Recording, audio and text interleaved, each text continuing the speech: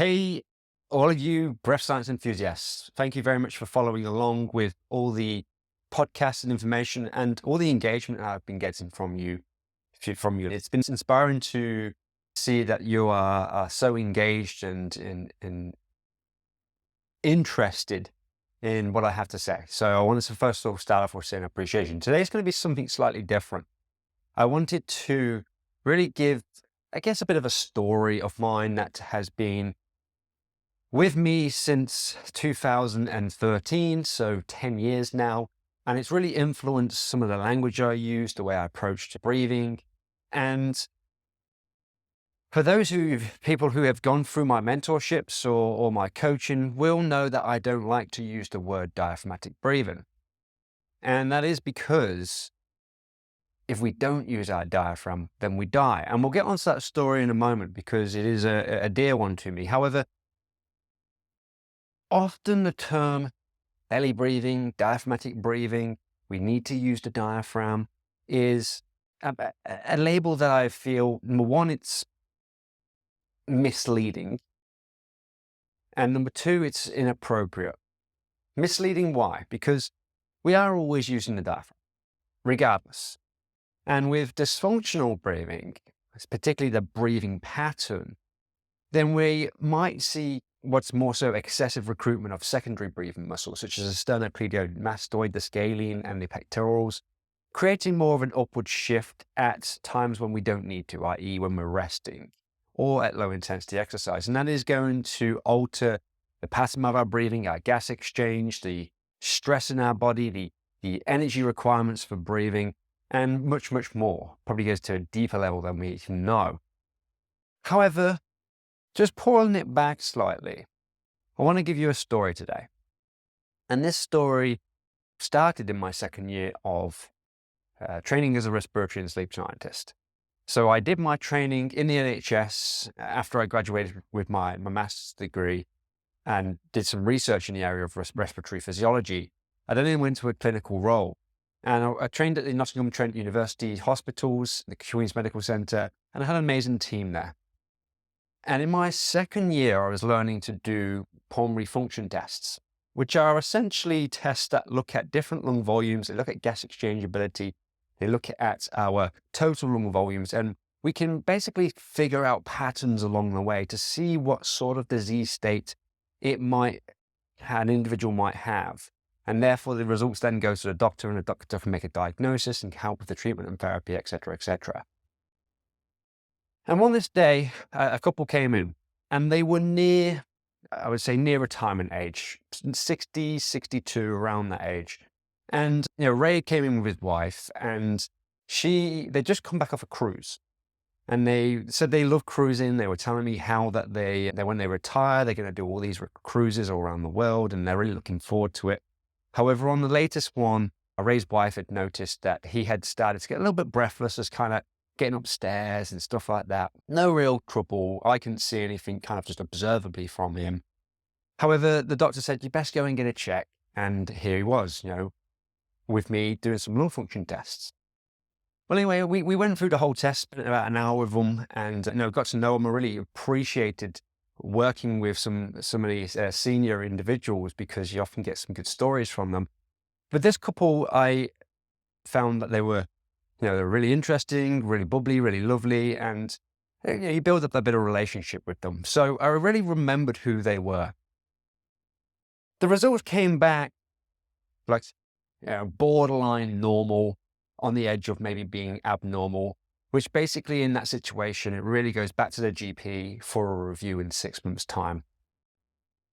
Anyway, 6 months go by, and now I'm in my third year, and I'm leading these sessions myself. I'm not having a trainer with me anymore.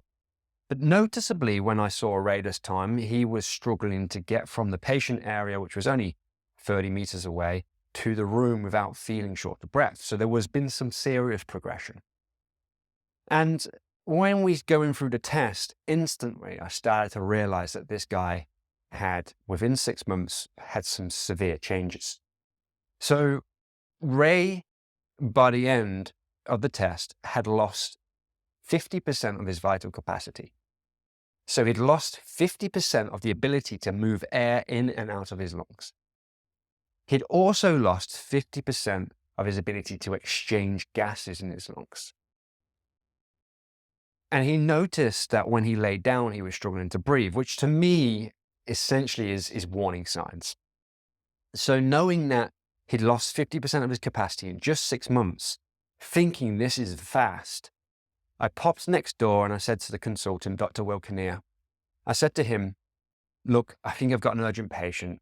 Are you able to see him today at any point? Because we really need to get a manage on this. He's lost 50% on his VC and his gas exchange in less than 6 months, and this is serious.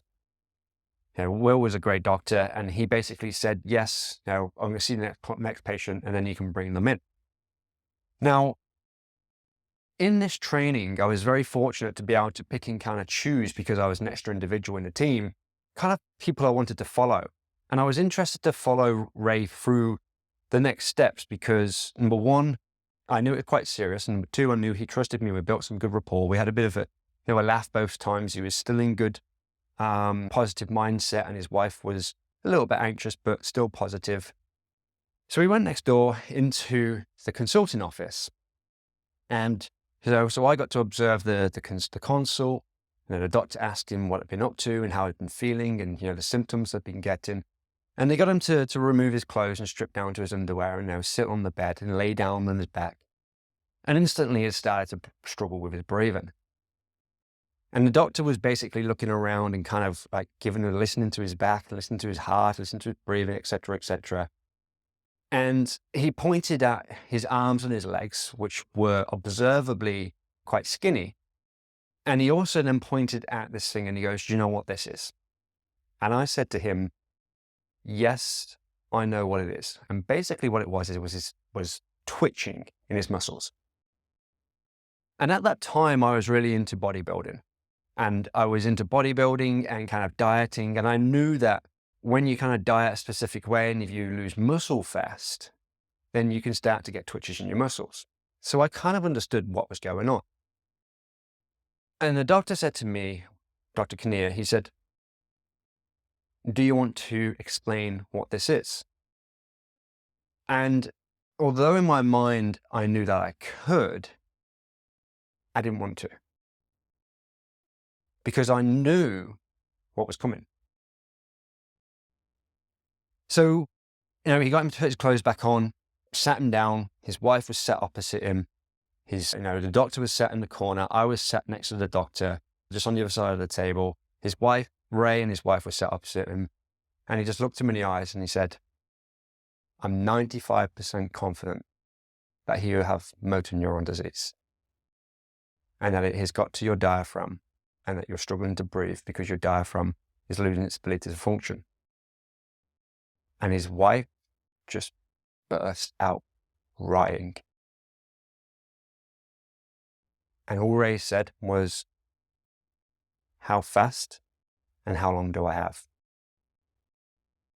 And I remember him being told that he had 6 months maximum to live. And for me, I was both emotionally upset, but also in awe of how well this doctor told this with compassion. Ray actually thanked him for giving the diagnosis.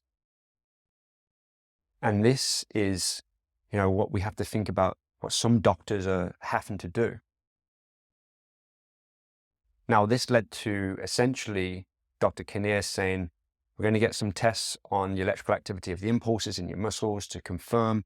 Now, I am very confident. I've seen this many, many times. He was a specialist in respiratory muscles and respiratory muscle weakness. And he said, Martin's going to set you on a ventilator so that you can prolong your life and that you can breathe through going forward. And that, for me, was then to set him up on a machine that was going to help him breathe. 4 months later, I received a machine back with his name on it. And that's how we knew. That's how we knew that the person like that had passed away. So that was a story for me that has lodged into my mind to never call diaphragmatic breathing, or saying we need to use our diaphragm. Because if you can't use your diaphragm, you're not going to survive.